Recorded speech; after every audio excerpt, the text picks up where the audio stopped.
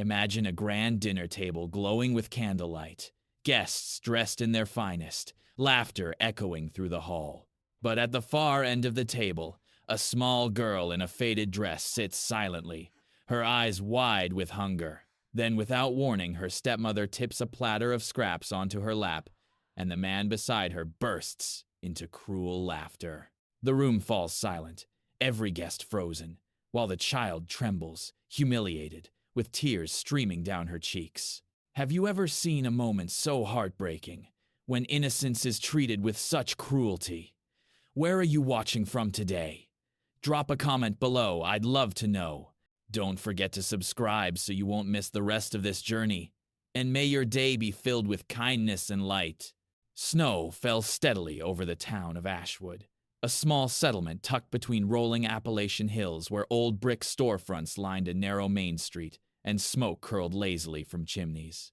Winter had settled early this year, laying a heavy quilt of white across rooftops, streets, and church steeples, muting every sound but the crunch of boots and the occasional bark of dogs. It was the kind of night when families drew close to fires and children pressed their faces to frosted windows, waiting for warmth to chase away the cold. But inside the Monroe mansion, perched on the edge of town where the maples bent low with snow, warmth had long departed. Lydia Monroe sat on the carpet of her father's art studio, a 7-year-old girl with wide blue eyes too large for her pale face, framed by chestnut hair that tangled across her cheeks. Her dress, once white, had dulled to a faint cream, hem torn from wear. She was a slender child, her shoulders sharp beneath the fabric, her body frail from days of neglected meals. Her demeanor carried both fragility and defiance, a desperate effort to cling to dignity in a house that no longer welcomed her. She cradled one of her father's paint-stained cloths, holding it to her nose for comfort, inhaling the lingering tang of turpentine and oil. Her father, Christopher Monroe, had been a local muralist, whose gift for capturing light on brick walls and community halls made him beloved in Ashwood. He had broad shoulders, calloused hands, and a laugh that once echoed through the streets when he painted in public squares. Known for kindness as much as for talent, Christopher believed art was a form of service. He died suddenly of a heart attack in his studio, collapsing before the easel where an unfinished canvas still waited for his brush. To the town, his passing left a cultural void. To Lydia, it ripped the foundation of her existence. Now, in his absence, the mansion felt cavernous and hostile. At the doorway of the studio stood Vanessa Monroe, Christopher's second wife and Lydia's stepmother. Vanessa was 36, tall and willowy with long blonde hair styled in soft waves, her makeup always precise, her crimson lipstick vivid against her porcelain skin. She had the kind of beauty that turned heads at dinner parties, but her eyes, a cold shade of hazel, rarely softened. Once a boutique manager in a neighboring city, Vanessa had grown accustomed to attention and wealth, and Christopher's death hardened her bitterness. She wore a tailored black dress, tight at the waist, her arms crossed with the sharp authority of someone who believed the house now belonged to her alone. Her voice, when it came, was laced with contempt. "Get up, Lydia. That room is mine now," she snapped, her heels clicking across the wooden floor. Lydia shrank against the chair where her father used to sit, clutching the cloth tighter. "Please, Mom, just let me keep some of his drawings. I'll hide them, I promise. They won't bother anyone." Her voice quivered, thin as thread. Vanessa's lips curled. "Drawings mean money, and money belongs to me. You have no right." She strode to the table, sweeping her manicured fingers across the stack of sketches, the ones Christopher had made of Lydia playing in the garden or chasing butterflies. Without hesitation, she tore one down the middle, the sketch of Lydia at age 5, bright-eyed and smiling. The ripping sound echoed cruelly in the silent room. Lydia let out a broken sob, falling to her knees to gather the wrinkled sheet, her small hands trembling as she tried to smooth the creases. From the hallway drifted another presence. Todd Halverson, Vanessa's lover. Todd was in his late 30s, medium height, broad-shouldered but going soft at the waist. He slicked his dark hair back with too much oil, his tie knotted too tightly, his shoes polished to a shine that spoke of vanity more than discipline. A failed financial broker turned opportunist. Todd carried himself with forced elegance and a mocking smile. He leaned against the doorframe, his breath tinged faintly with whiskey. "Vanessa," he drawled, "why waste time arguing with the child? She needs to learn this house isn't hers. Better she accepts it now than later." His eyes landed on Lydia with false amusement. "Cheer up, kid. Maybe we'll let you keep a blanket. How's that for kindness?" Vanessa smirked at his words, satisfied. Lydia bowed her head, clutching the torn sketch as tears fell silently onto the paper. While darkness deepened over the Monroe mansion, in another part of town, Detective Samuel Hayes drove slowly down a plowed street, his police cruiser's tires crunching against slush. He was 38, tall and broad-shouldered, with storm-gray eyes that carried the weight of experience. His short dark hair was streaked faintly with gray at the temples, and rough stubble shadowed his square jaw. His navy patrol coat stretched across his chest, his badge glinting faintly in the dashboard light. Hayes was known throughout Ashwood as a steady presence, respectful, fair, but hardened by the years since his wife's death. He had raised his only son alone, pouring his devotion into family and work alike. Behind the calm voice and firm handshake was a man haunted by grief, carrying memories he rarely shared. Beside him in the back seat of the cruiser sat Rook, his 6-year-old German shepherd. Rook was large and muscular, with thick black and silver fur and amber eyes that glowed with intelligence. A faint scar ran along his left flank, earned during a takedown years ago. Loyal and watchful, Rook shifted with the movement of the car, ears pricked, his body tense yet patient. He was more than a K-9 partner. He was Hayes's guardian and confidant, the only one who seemed to sense the silent storms in Hayes's heart. Tonight, Hayes was not chasing criminals. He had finished his patrol and was returning home. His thoughts drifting to the bills stacked on his kitchen counter, the science project his son left half-finished on the table, and the lingering suspicion that Todd Halverson's sudden wealth was not entirely clean. Though evidence was thin, whispers had reached Hayes about Todd's involvement in siphoning money from a community foundation. Still, without proof, suspicion remained nothing but shadows. At the stoplight near Ashwood's diner, Hayes glanced at the glowing windows where townsfolk gathered for warmth. Inside, laughter spilled from tables, but near the counter he overheard, through the glass fragments of conversation. "Poor little girl. Monroe's daughter. Can you believe how that woman treats her?" Hayes's jaw tightened. Rook's ears twitched, a low growl rumbling in his chest. As if the shepherd sensed his master's rising concern, Hayes made a note in his mind. Tomorrow he would ask around more carefully. Back at the Monroe mansion, Lydia sat once more in silence, the torn sketch pressed against her chest, the scent of her father's paintcloth fading. Upstairs. Vanessa laughed softly at something. Todd whispered, their voices a cruel contrast to the emptiness Lydia felt. Snow piled higher outside, muffling the world, as if even the heavens conspired to bury her cries. In two separate houses, under the same winter sky, two lives began to bend toward one another. One, a child, broken by loss and cruelty. The other, a man scarred by grief but steady in justice. And between them moved Rook, guardian on 4 legs, soon to carry fate in his amber gaze.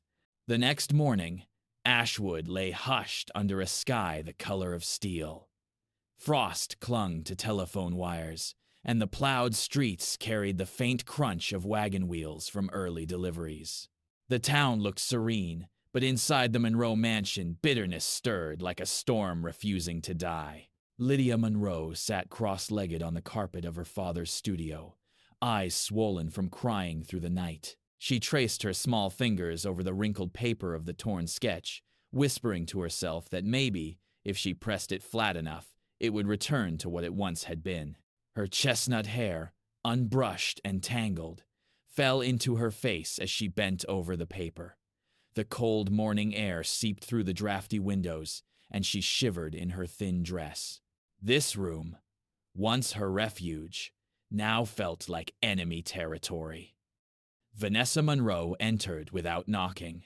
She wore a dark green satin robe cinched at the waist, her blonde hair piled high as though she had dressed for an audience, not breakfast.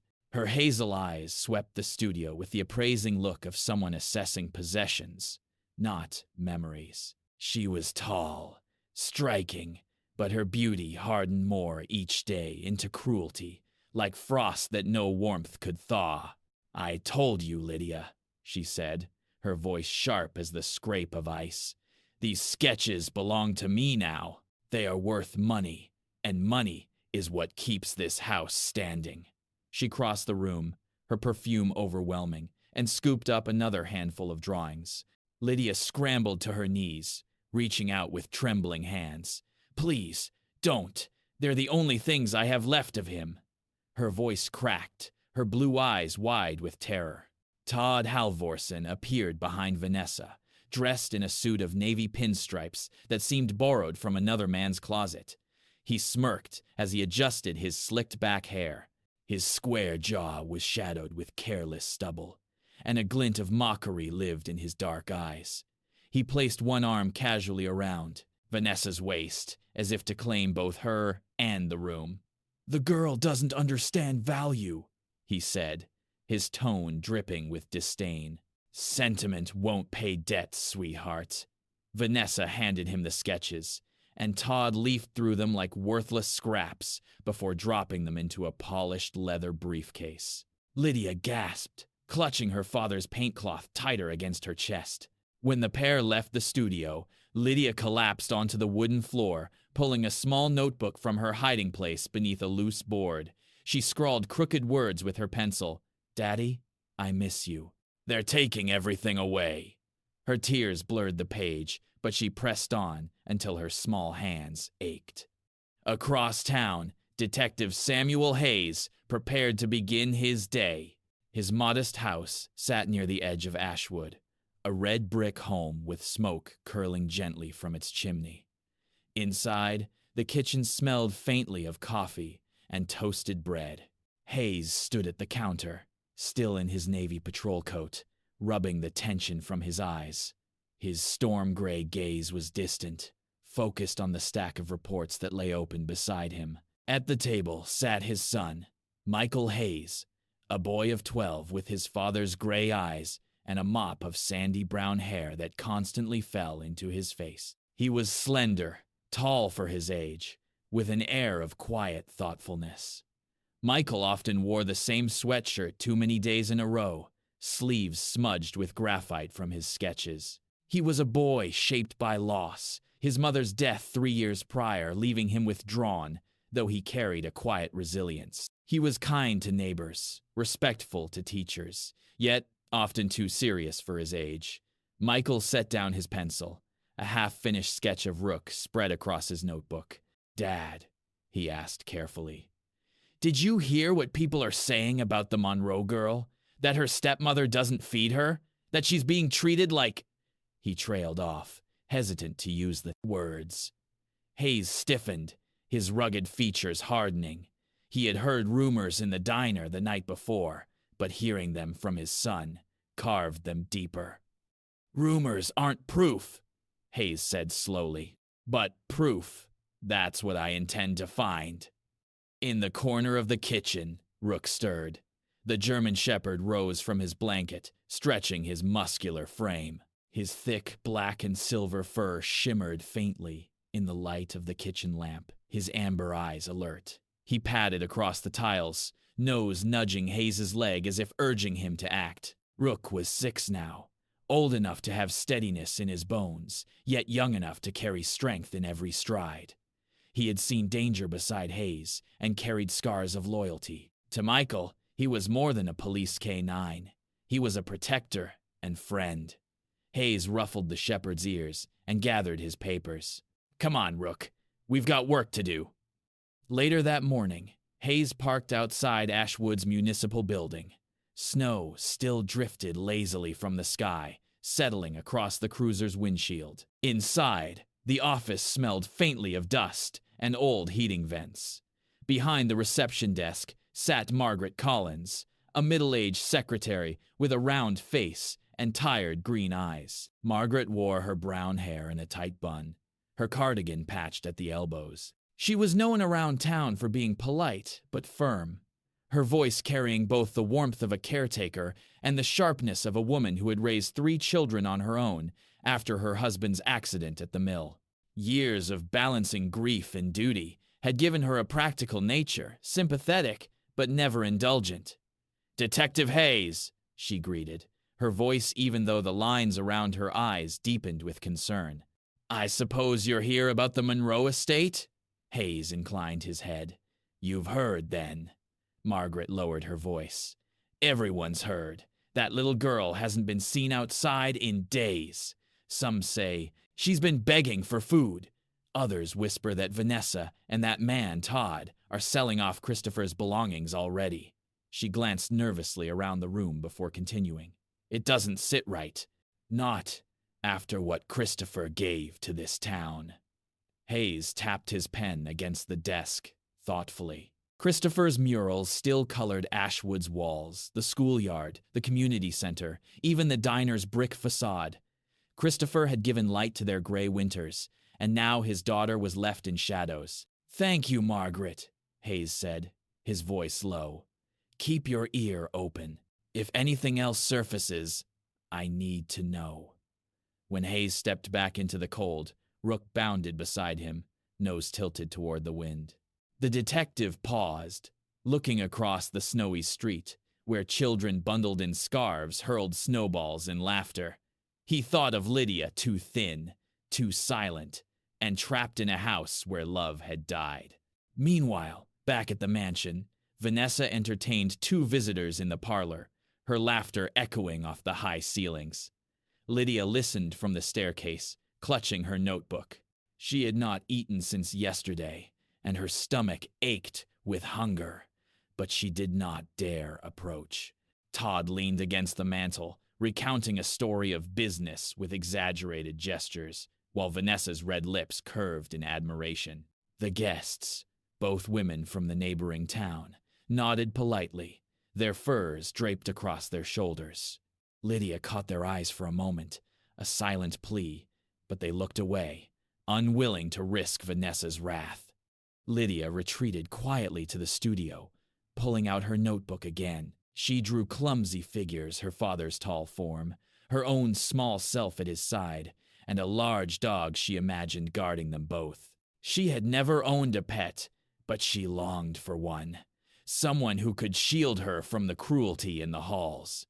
As her pencil moved, tears blurred the lines. She whispered to the paper, "Daddy, I just want someone to protect me." Outside, the snow thickened, muffling the world. Across town, Hayes clipped Rook's leash, the shepherd's breath steaming in the air. The detective's storm-gray eyes narrowed as he turned the cruiser toward the North Road, toward the mansion where whispers had drawn his attention. Fate was beginning its quiet pull. And inside the mansion, Lydia pressed her forehead to the page, unaware that the guardian she had just drawn already walked the snowy streets of Ashwood, closer with each passing hour. Ashwood's main street glimmered with lanterns strung across storefronts, casting warm halos of light onto the snowbanks piled high against brick walls. Winter festivals had begun early. Townsfolk gathered in clusters, stamping their boots, sharing gossip over steaming cups of cider. But beyond this glow of community, the Monroe mansion stood on the edge of town, its tall windows reflecting no warmth, only shadows. Inside, Vanessa Monroe orchestrated a dinner gathering, her voice carrying like the ring of crystal against china. She wore a floor-length sapphire gown, the fabric clinging to her tall, willowy frame. Her blonde hair was pinned in a swirl of curls, and she had adorned herself with jewelry Christopher had once purchased from a gallery commission. Her movements were precise, theatrical, as though she were the hostess of a grand estate, not the widow of an artist who had left behind debts and unfinished canvases. Todd Halverson stood at her side, his navy suit pressed, his tie of vivid burgundy. He strutted among the guests like a man accustomed to wealth, though the faint smell of whiskey on his breath betrayed his indulgence. He laughed loudly at his own jokes, one hand always on Vanessa's arm as though staking his claim before the town's small circle of elites. Among the guests were Mr. and Mrs. Parker, a middle-aged couple from the neighboring community. Mr. Parker, tall and stout with a graying beard, owned a modest construction company. He was known for fairness in his work, but had a weakness for keeping peace rather than confronting wrongs. His wife, Eleanor Parker, was shorter, thin, with sharp features softened by lines of kindness. She wore a gray shawl and carried herself with dignity, though her eyes frequently darted toward Lydia, betraying concern she dared not voice aloud. Lydia Monroe hovered at the far end of the long dining table, shoulders hunched beneath her faded cream dress. The child's wide blue eyes shone with hunger and fear as platters of roast chicken, glazed carrots, and steaming bread were passed from hand to hand, yet none placed a serving before her. She folded her thin arms across her stomach, which growled audibly in the hush of the room. Vanessa noticed the sound and smiled, her crimson lips curving with cruelty. "Lydia," she said sweetly enough for the guests to hear, "why don't you tell everyone how grateful you are to live under this roof? After all, food and shelter don't pay for themselves." The guests shifted uncomfortably. Lydia's cheeks flushed. "Please, may I have a little food?" she whispered, voice cracking. Todd's laughter boomed. "Hear that? The little one thinks this is a charity hall." He plucked a crust of bread from the basket, then tossed it onto Lydia's plate with mock generosity. "There's your supper." The bread landed hard, crumbs scattering across the tablecloth. Vanessa raised her glass, her eyes glinting with malice. "If you embarrass me in front of my guests again, child, you'll regret it." Then, in a sudden motion, she seized the platter of scraps from the kitchen, a mix of bones and wilted vegetables, and dumped it across Lydia's lap. The foul mixture stained the child's dress, sliding onto the carpet. Gasps rose from the table, but none dared intervene. Eleanor Parker half rose from her seat, her gray eyes flashing with indignation, but her husband's hand pressed hers down beneath the table. He whispered something too low to catch, and Eleanor's lips pressed into a thin line of fury restrained. Lydia's small hands trembled as she brushed at her soiled dress, her tears falling freely now. She looked up at the guests, her blue eyes swimming with desperation, searching for someone, anyone to rescue her. But they all lowered their gazes, complicit in silence. Meanwhile, across town, Detective Samuel Hayes had just left the diner after speaking with Officer Harold Bishop, one of his junior colleagues. Harold was a lanky man in his late 20s, with sandy hair that never seemed to lie flat and freckles dusted across his nose. He was earnest, eager to prove himself, though his nerves often made him stumble through reports. Harold had leaned close over the counter, whispering while sipping black coffee. "Sam, word is, Todd Halvorson's been meeting with a shady crowd from Milford. Folks say he's laundering money through those gallery pieces Christopher left behind. If Vanessa's in on it, the girl's in danger." Hayes's storm-gray eyes narrowed. "Rumors don't make a case, but if they're starving the child, that's abuse. And that, Harold, is a crime I won't ignore." Rook, seated obediently at Hayes's side, had pricked his ears as though he too understood the gravity of those words. His amber gaze fixed on Hayes with unwavering loyalty, his tail swishing once against the diner's tile floor. Back at the mansion, Dinner continued under the strained air of false laughter. Vanessa leaned close to Todd, whispering about future plans, while Lydia, humiliated, sat frozen in her chair, with scraps in her lap. When Vanessa rose to refill her guests' glasses, Eleanor Parker leaned subtly toward the child, slipping a folded napkin into her small hand. Inside was a crust of bread, still warm. Lydia looked at her with wide eyes, silently mouthing "thank you." Eleanor gave the faintest nod, her lips trembling with unshed words. But Vanessa's sharp hazel gaze swept the table, and Eleanor quickly straightened, fear flashing across her features. Lydia tucked the bread into her pocket, determined to savor it later in secret. Outside, the snow fell heavier, muting the sound of horses on the distant road. Somewhere beyond the storm, a police cruiser's headlights cut through the night. Inside, Detective Hayes guided the wheel with one hand, the other resting lightly on Rook's collar. His mind circled the whispers he'd gathered, the gnawing sense that the Monroe mansion was more prison than home. And though he did not yet know it, destiny was steering him toward the very child who had just been cast into silence and shame. The storm rolled over Ashwood in the dead of night, the wind howling through narrow streets like a chorus of restless spirits. Snowflakes spun furiously beneath the pale glow of street lamps, coating every rooftop and shutter in white. The Monroe mansion, with its high gables and frosted windows, stood like a silent fortress against the storm, yet inside, the silence was fractured by muffled sobs. Lydia Monroe sat curled on the edge of her bed. The crust of bread Eleanor Parker had slipped into her pocket, still clutched in her small hand. She had waited until the house quieted, until Vanessa and Todd retired upstairs, their laughter trailing like knives through the halls. Now, in the solitude of her room, Lydia nibbled at the bread, savoring each bite as if it were a banquet. Her chestnut hair clung damply to her cheeks where tears had fallen, her thin dress offering little protection against the draft sweeping through the cracked window panes. Unable to bear the suffocating air of the mansion any longer, Lydia rose. She tucked her notebook beneath her arm, pulled her late father's paint-stained cloth around her shoulders, and slipped quietly into the corridor. Her bare feet made no sound on the cold wooden floor as she descended the staircase. At the heavy front door, she hesitated, her blue eyes scanning the portraits of her father that still hung along the walls, faces of love now surrounded by emptiness. She whispered softly, "Daddy, I just want to be with you," and then pushed open the door into the storm. The cold bit her skin instantly, searing her lungs with every breath. She trudged into the snow, her small frame nearly swallowed by the drifts. The night was vast and merciless, yet she pressed forward toward the line of maples at the edge of the estate. There. She collapsed to her knees, clutching the notebook to her chest.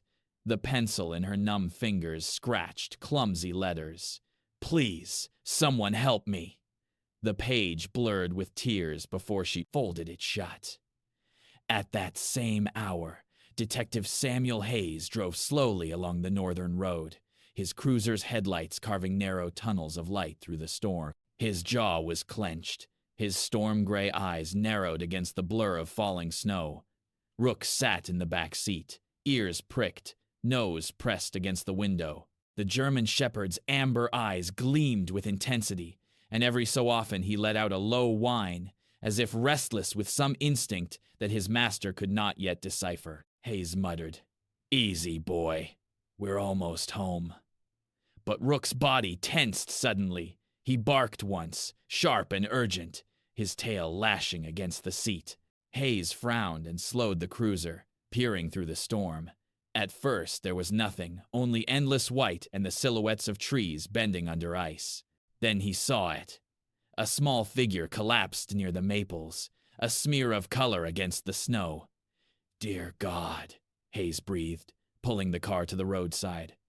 Rook leapt out before Hayes even closed the door. The shepherd bounded through the snow, his black and silver coat dusted white, his powerful body moving with desperate precision. He reached the figure and lowered himself beside her, nose pressing against the girl's cheek, breath steaming in the frigid air.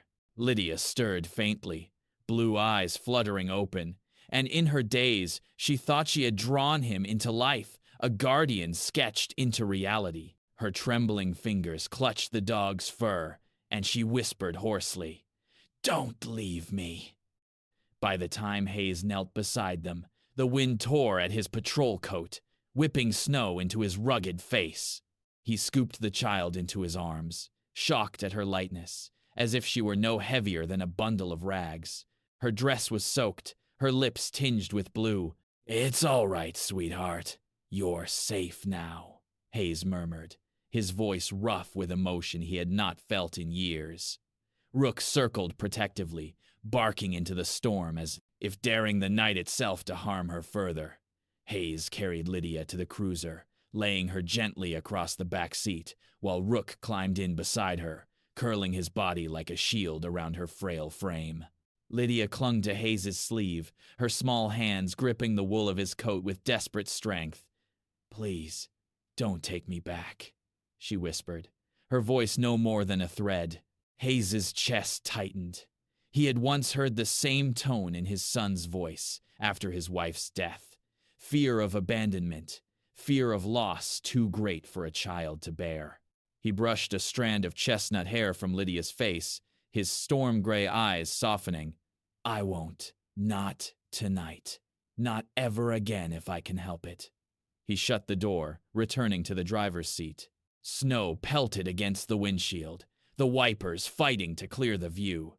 His mind churned. He had found proof of the rumors, but proof came in the shape of a half-frozen child. He drove slowly back toward town, his thoughts circling between duty as a detective and the stirring of something deeper, something more personal. As the cruiser rolled through the storm, Rook pressed closer to Lydia, his warm body anchoring her in the back seat.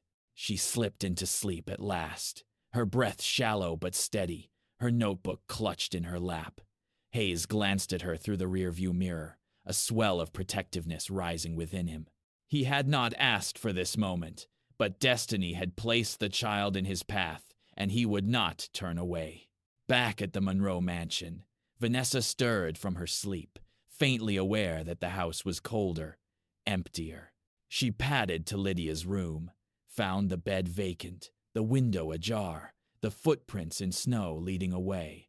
Her hazel eyes narrowed, not in worry, but in fury. She stormed back to Todd's room, shaking him awake. Todd blinked, confused, his hair mussed and his shirt half unbuttoned. "She's gone," Vanessa hissed. "The brat slipped out." Todd groaned, rubbing his face. "Good riddance. Less trouble for us." Vanessa's lips twisted. "Don't be a fool. If someone finds her, questions will come. Questions about her father's estate, about the foundation. We can't afford that." Her voice dropped to a hiss. "We need her back under our roof." But the storm outside had already carried Lydia into a different fate, into the arms of a man who would not abandon her. And as dawn began to glimmer faintly over Ashwood, Detective Hayes drove on, Rook's amber eyes glowing in the shadows of the car, the girl pressed against his coat as though it were the only anchor she had left. The dawn broke over Ashwood with a muted glow, the storm clouds dissolving into pale streaks of light across the hills. Snow still lay thick on rooftops and fences, glistening in the first fragile sunlight. Detective Samuel Hayes turned his cruiser into the quiet drive of his red brick home, the tires crunching over ice. He cut the engine, the sudden silence filled only by the sound of Rook shifting in the back seat. Lydia Monroe stirred weakly, her small hands still clutching the notebook she had written in before collapsing in the snow. Her blue eyes fluttered open, and for a moment she looked disoriented, until she saw Rook's amber gaze and the steady presence of Hayes.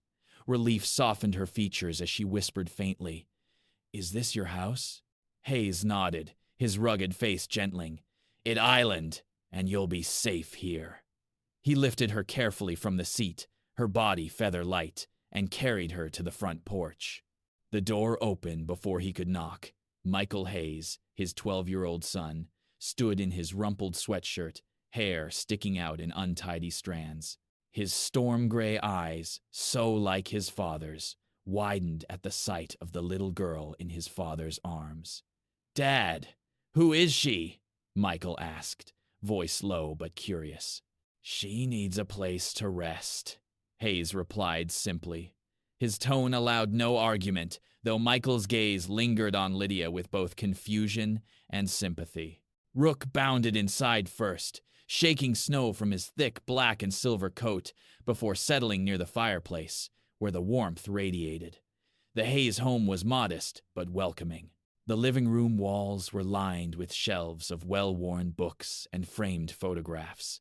Michael's school pictures, faded snapshots of Hayes's late wife, a woman with chestnut hair and a bright, infectious smile.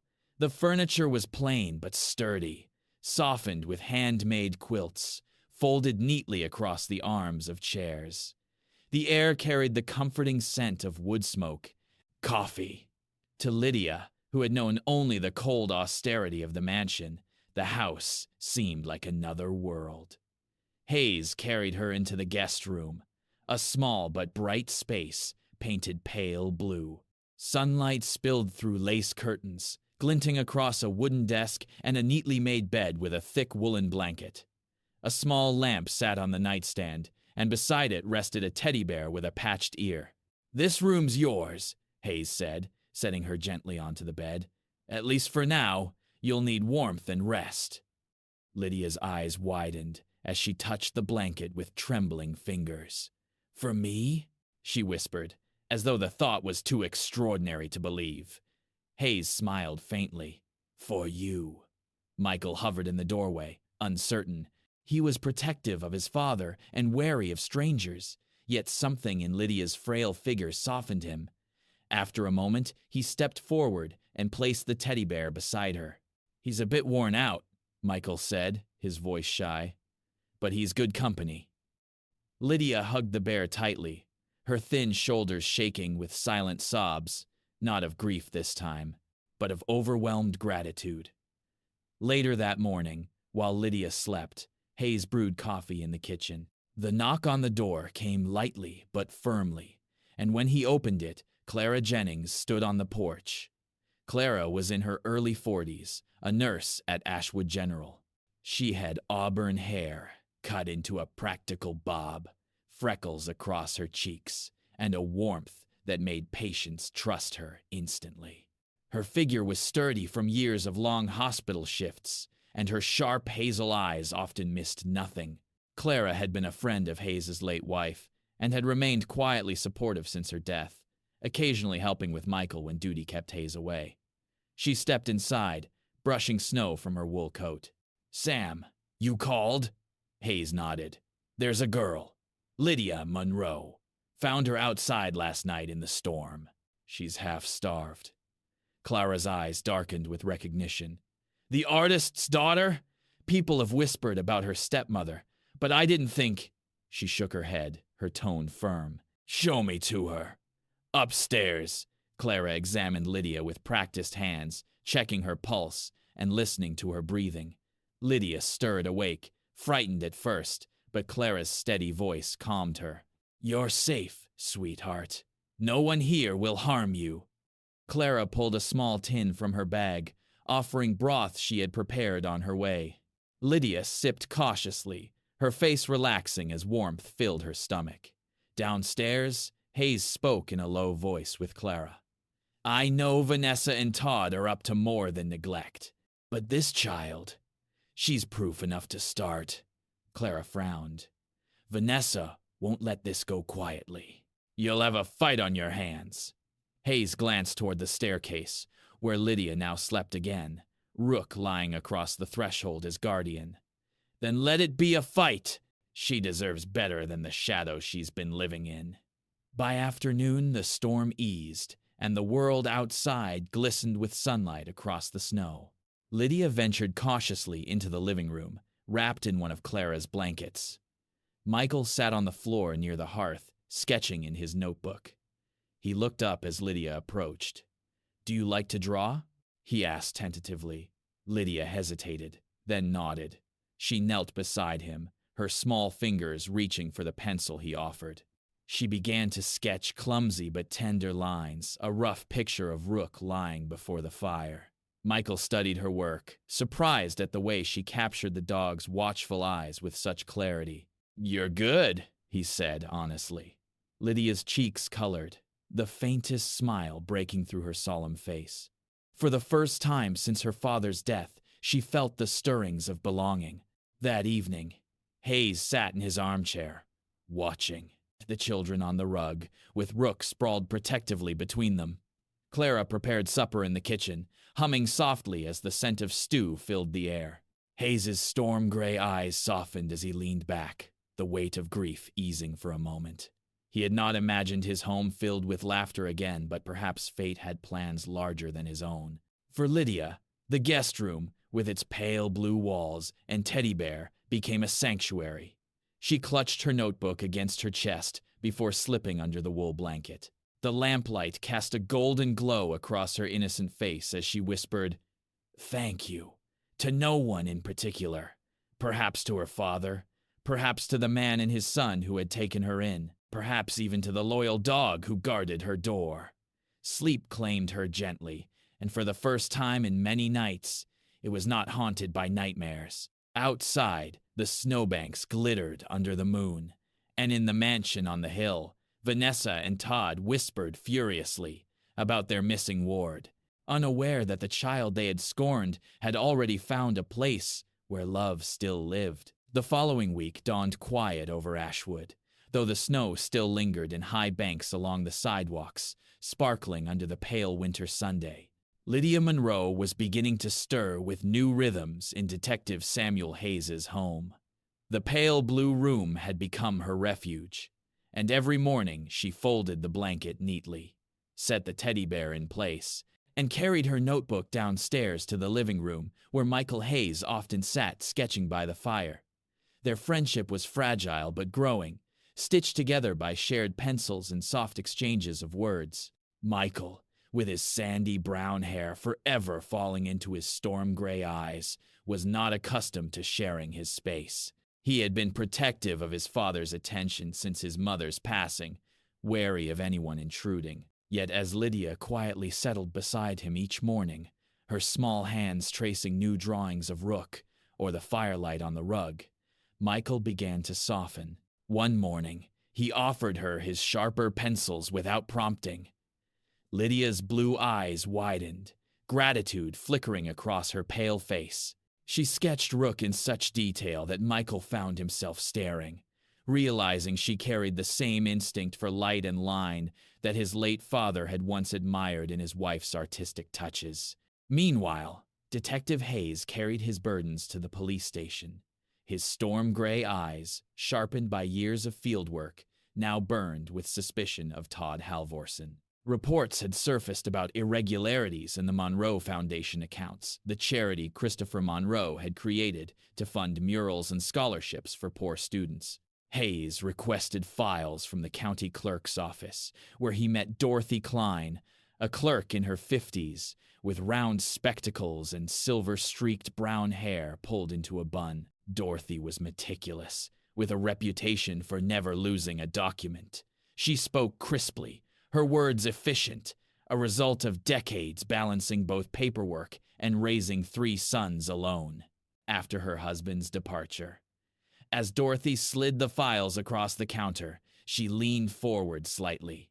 "Detective, I don't usually gossip, but I'll say this. Ever since Todd Halvorsen started showing up at that mansion, money's been slipping through cracks. I may not know the law, but numbers don't lie." Her green eyes gleamed with certainty, her hands resting firmly on the folders as if she were passing him more than just paper. Hayes nodded, tucking the files beneath his arm. "That's exactly what I needed." Back at the Hayes home, Clara Jennings arrived again to check on Lydia. The nurse carried herself with brisk energy, her auburn bob swinging as she moved through the kitchen. Today, she wore a navy wool dress beneath her coat, her sturdy frame softened by the gentle smile she gave Lydia.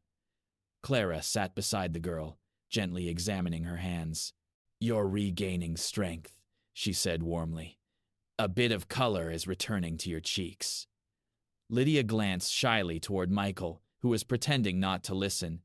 Clara's hazel eyes softened. "Children heal faster when they're shown kindness.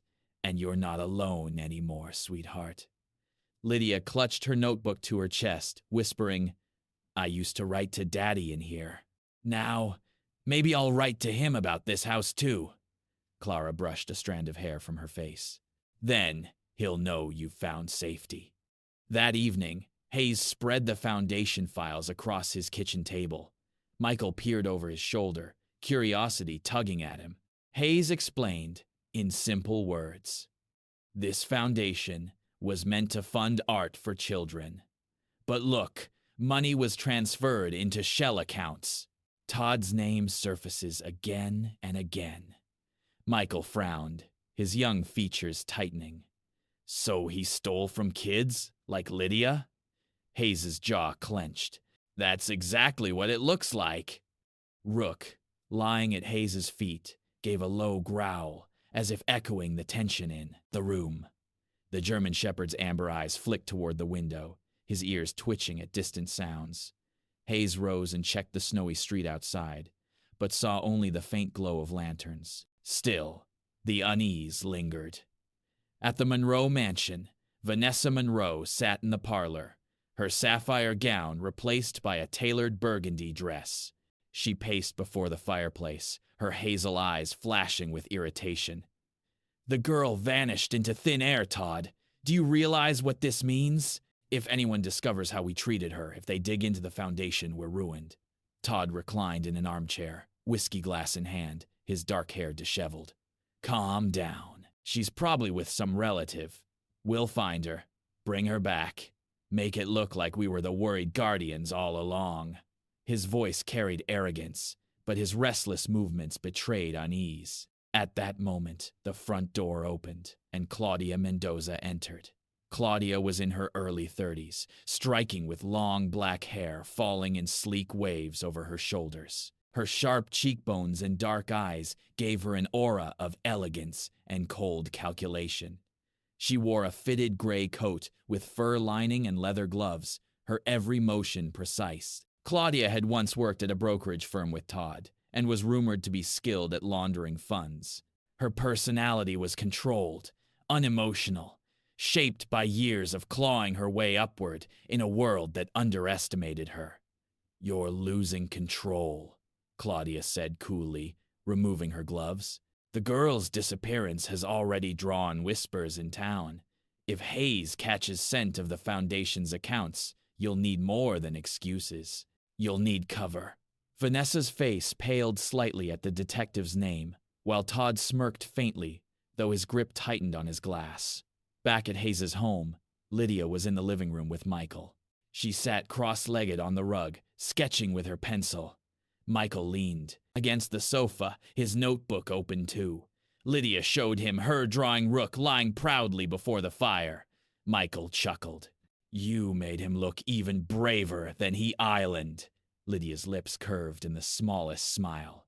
"I think he is brave. He found me." Rook shifted, resting his head on Lydia's lap, his scar faintly visible beneath his thick fur.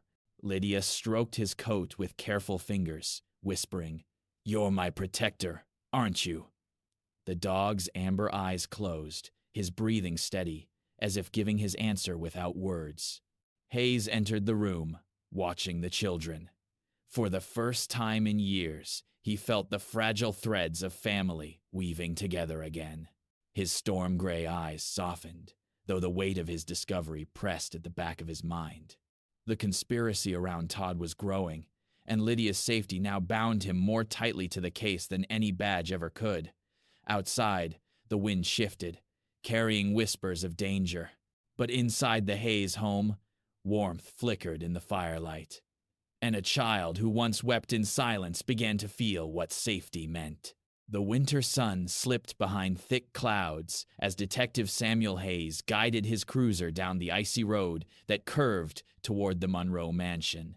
Rook sat poised in the back seat, his amber eyes fixed on the horizon, muscles tense, as though sensing the weight of the journey. Beside him, Lydia clutched her notebook to her chest, her blue eyes darting nervously to the frost-laced windows. Though Hayes had assured her she would not face Vanessa alone, the mere thought of stepping back into the place that had suffocated her filled her with dread. Hayes glanced at her in the rearview mirror. His storm-gray eyes softened, though his voice remained steady. "We'll be quick, just in and out. We'll retrieve your father's sketchbook and whatever else you want." "You won't have to linger in that house longer than necessary." Lydia nodded faintly, her chestnut hair brushing her cheeks. Rook gave a low, reassuring chuff, pressing his body closer against her side. The mansion loomed ahead, its tall gables dark against the snow, icicles dripping from the eaves. The long driveway was unplowed, forcing Hayes to park at the edge and walk the rest of the way. His boots crunched heavily on the frozen ground, his broad shoulders squared, coat pulled tight against the biting wind. Lydia trudged beside him, clutching his sleeve as though it tethered her to courage, while Rook padded silently at her other side, his black and silver fur ruffled by the cold breeze. Inside the house, Vanessa Monroe's laughter rang from the parlor, brittle and sharp. She wore a crimson dress today, her blonde curls pinned elaborately, her hazel eyes glittering with irritation more than joy. Todd Halvorson slouched in an armchair nearby, tie loosened, whiskey glass in hand. Across from them stood Claudia Mendoza, her sleek gray coat draped across the sofa, her long black hair cascading over one shoulder as she leaned against the mantel with calculated elegance. But another figure had joined, Richard Gaines, an attorney in his late 40s, tall and lean with salt and pepper hair slicked back neatly. His pinstriped suit was immaculate, his expression a practiced mask of authority. Richard had built his reputation representing wealthy families in Ashwood, known for his cunning ability to twist law in favor of clients who could pay. His voice was smooth, measured, shaped by years of courtroom battles where empathy had little place. "You'll need stronger documentation," Richard said coolly, flipping through a folder Todd had provided. "If Detective Hayes comes sniffing around, these forged signatures will crumble. You must ensure Lydia's inheritance is tied up legally before she becomes a liability." Vanessa's lips tightened. "The brat already is a liability," she ran off, "and now I suspect Hayes has her." Todd chuckled, though unease flickered in his eyes. "Let him. He won't hold her long. Without proof of abuse, she's still under your guardianship." Claudia smirked, crossing her legs. "Unless proof finds its way to light." Her dark eyes gleamed as she glanced toward the parlor window, where the faint crunch of approaching footsteps broke the conversation. Hayes pushed open the heavy front door. Lydia closed behind, Rook's deep bark preceding them like thunder. Vanessa froze, her crimson nails curling against the armrest. "You!" she spat, her voice icy. Hayes's storm-gray gaze swept the room, assessing each face the painted defiance of Vanessa, the smug slouch of Todd, the calculating stillness of Claudia, and the wary professionalism of Richard Gaines. "We've come for what belongs to Lydia," Hayes said evenly. "Her father's sketchbook, and the personal effects you've no right to claim." Lydia clutched Hayes's sleeve tighter, her blue eyes fixed on the table where her father's leather-bound sketchbook lay beneath Todd's careless hand. Todd smirked, lifting it with mockery. "This old thing. Hardly worth the trouble." He flipped through the pages, pausing at a drawing of Lydia as a child, her face radiant with a smile that no longer came easily. Todd's voice dripped with disdain. "Nothing but sentimental scribbles." Rook growled low, his amber eyes locked on Todd's hand. Hayes's jaw tightened. "Put it down!"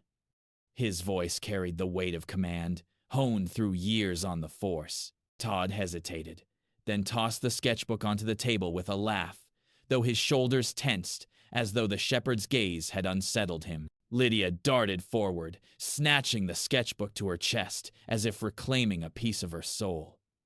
At that moment, raised voices erupted from the hallway. Hayes instinctively pulled Lydia behind him as Vanessa, Todd, and Claudia turned toward the sound. From the dining room came the shouting of servants, 2 house staff members, who had worked under Christopher, but remained after his death. One of them, Sarah Whitfield, burst into the parlor, her tall, gaunt figure trembling with both fear and defiance. Sarah was in her early 50s, with graying auburn hair tied in a bun and deep lines etched around her eyes from years of hardship. Once kind-hearted and loyal to Christopher, she had endured Vanessa's cruelty in silence until now. "Enough!" Sarah's voice cracked but carried force. "I won't stand by while you strip this house of its soul. Christopher built this home for art and love, not greed." Vanessa's hazel eyes flared with rage. "You dare speak to me that way?" Sarah's thin shoulders straightened. "I dare, because I loved this family long before you stained it with your presence." She glanced at Lydia, her gaze softening. "Child, your father's memory still lives in these walls. Don't let them convince you otherwise." Richard Gaines adjusted his tie with irritation. "This is a domestic matter, not a courtroom. Detective, you're overstepping." Hayes's storm gray eyes flashed. "And you're obstructing justice. Don't test me, Gaines." As the argument grew heated, Claudia quietly stepped back, her calculating gaze flicking between them all. Hayes noticed but said nothing, though he filed the observation away. There was something about Claudia's silence that reeked of strategy, not retreat. The parlor crackled with tension, Rook poised on his haunches, his growl vibrating in the air, Lydia clutching her sketchbook like a lifeline, Hayes towering over them all, with the steel of law in his stance. He had not yet made an arrest, but the foundation of Todd and Vanessa's schemes was crumbling, and even they could sense the walls closing in. For now, Hayes had what he came for. "We're done here," he said firmly. He guided Lydia toward the door, Rook pacing like a sentinel at her side. Sarah watched them go, her gaunt face shining with a faint, defiant pride. Behind them, Vanessa's voice rose in fury, echoing through the mansion like a curse. But Lydia, stepping into the cold once more, clutched her father's sketchbook to her chest and whispered to Hayes, "Thank you." The night settled heavy over Ashwood, its streets hushed beneath a clear sky pricked with stars. At the Hayes home, the warmth of the fire contrasted sharply with the chill of anticipation in Detective Samuel Hayes's heart. Lydia slept upstairs, clutching her father's sketchbook, Rook stationed like a sentinel outside her door. Hayes sat at the kitchen table, files spread before him, bank transfers, forged signatures, and testimony waiting to be secured. He had enough threads to weave a net, but he needed the right moment to draw it closed.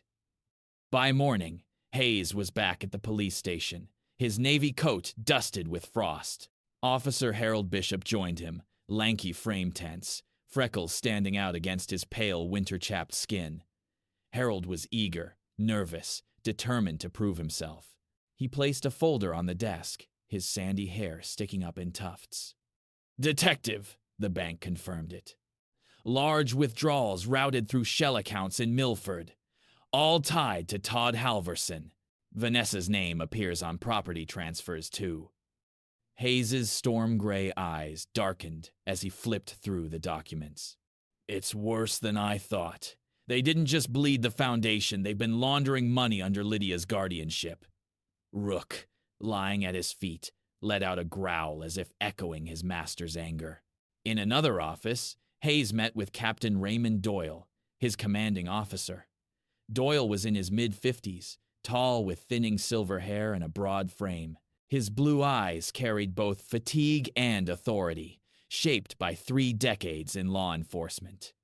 Known for fairness but unwilling to rush, Doyle had a reputation for weighing every move carefully. He leaned back in his chair, fingers steepled. Sam, these are serious charges. If you're wrong, you'll ignite a scandal, but if you're right—" His voice trailed off.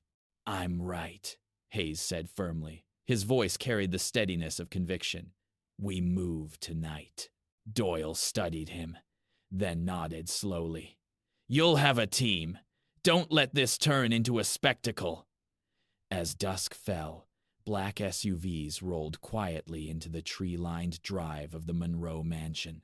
Officers in dark coats stepped out, boots crunching on frozen ground. Hayes led the charge, Rook at his side, amber eyes gleaming in the twilight. Inside, Vanessa hosted yet another evening of pretense. She wore an emerald dress, her blonde hair swept high, her hazel eyes sharp as she sipped wine. Todd lounged nearby, his tie undone, his smirk careless, while Claudia Mendoza sat poised by the fire, her long black hair gleaming, expression unreadable. The door burst open. "Police!" Hayes's voice thundered through the hall. Chaos followed. Todd leapt from his chair, knocking over a glass, whiskey spilling across the rug. Vanessa froze, her face pale beneath her painted glamour. Claudia remained unnervingly still, her dark eyes following the officers with detached calm.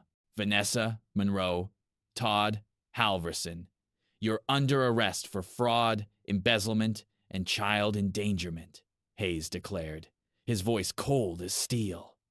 Officers moved in swiftly. Todd cursed, struggling, his broad frame thrashing until Rook lunged forward, muscles coiled with power. The German shepherd's growl shook the walls as he cornered Todd against the fireplace, teeth bared inches from his arm.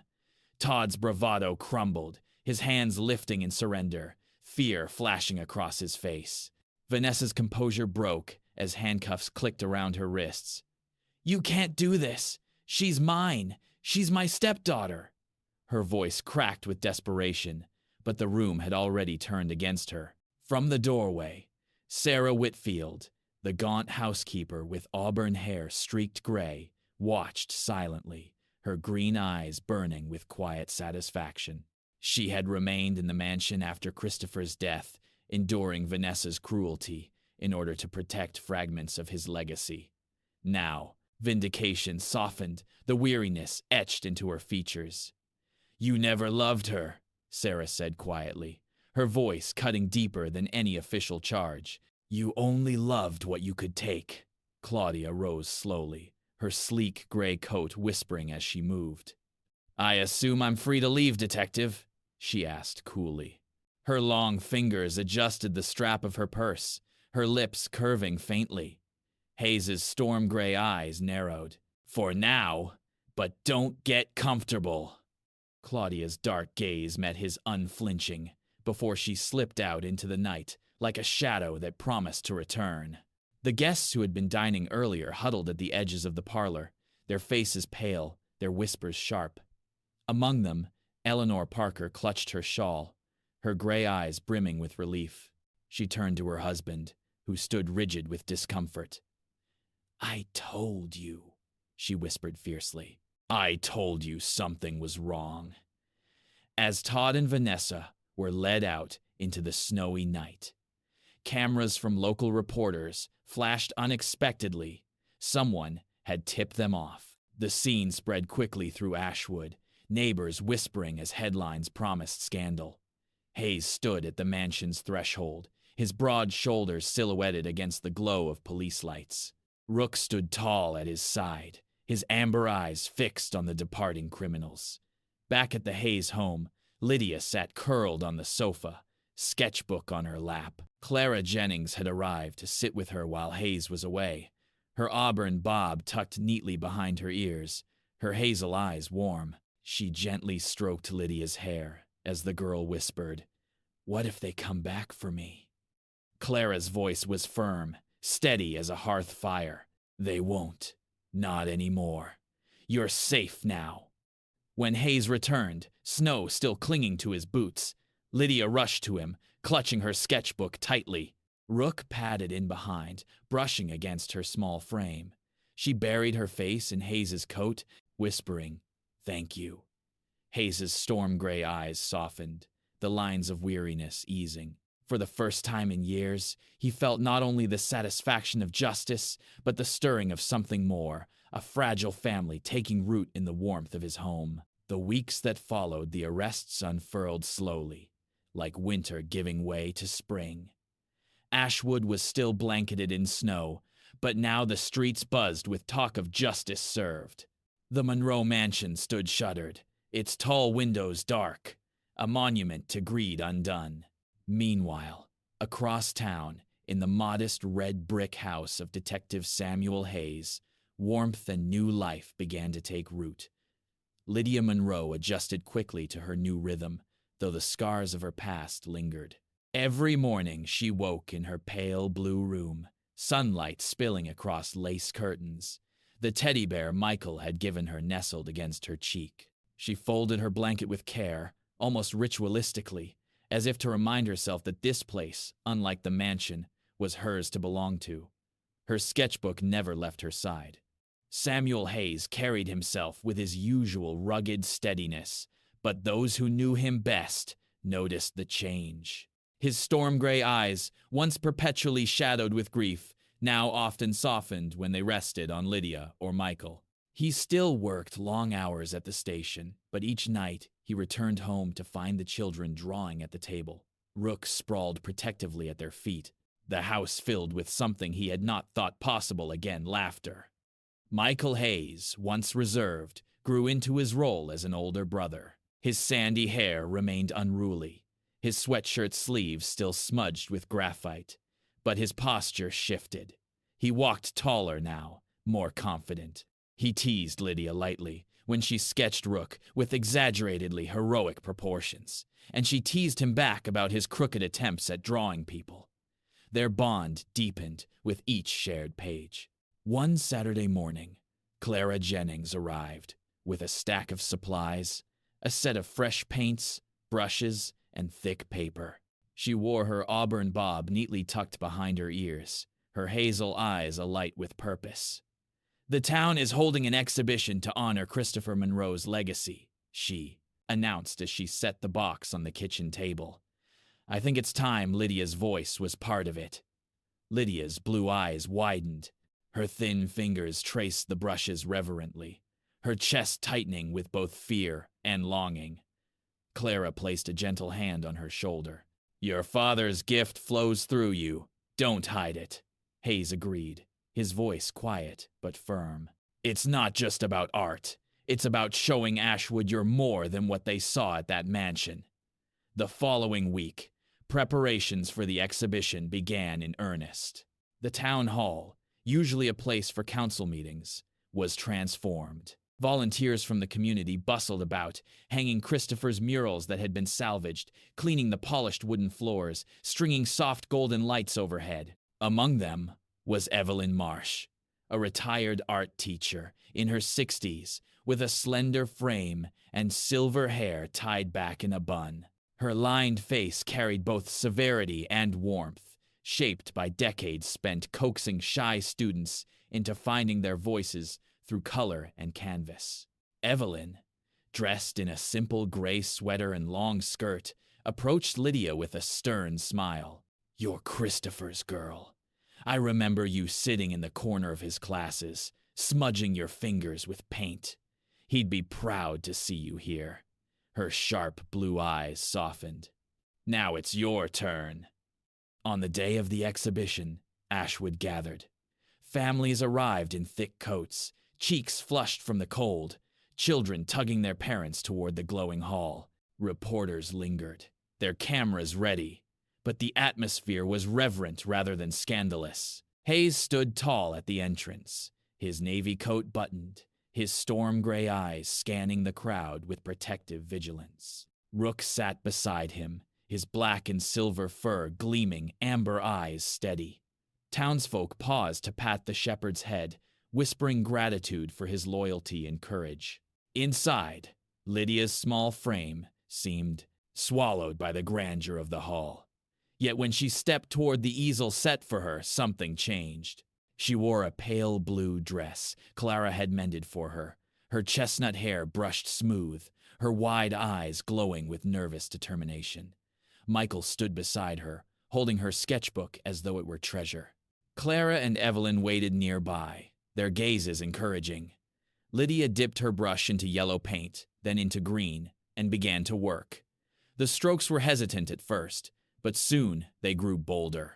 She painted a field of light rising from shadows, two children standing hand in hand beside a German shepherd, their faces turned toward the Sunday. The hall grew silent as townsfolk watched, mesmerized by the image forming before their eyes. Hayes, standing at the back, felt his chest tighten. For years he had lived in the quiet ache of loss, certain his family's story had ended. Now, in the bold lines of Lydia's painting, he saw resurrection of love, of hope, of a family he had not expected, but had been given nonetheless.